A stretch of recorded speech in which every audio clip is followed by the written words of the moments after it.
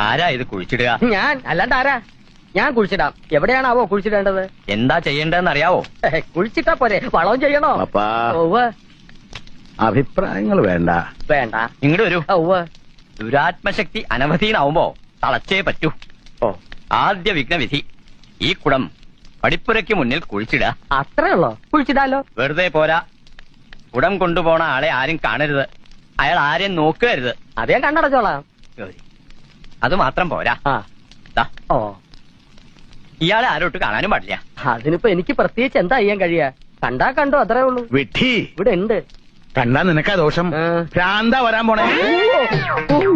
തിരികെ തരാൻ പാടില്ല. ഇവിടെ വെക്കാ.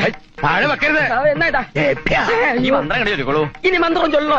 ഭവാനി സന്ധ്യ, ഭവാനി ത്രിസന്ധ്യ, സർവസ്ഥായാനേ സർവസ്ഥായാനേ മധ്യമാനസം, മധ്യമാനസം, ഗോപുരം വിഘ്നാംഗതേ. ഗോപുരം വിഘ്നാംഗതേ.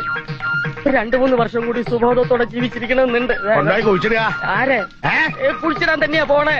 നിൽക്കുക, നിന്ന് കണ്ണടയ്ക്ക. ഇനി കണ്ണു അടയ്ക്കണോ? അടയ്ക്ക. അടയ്ക്ക.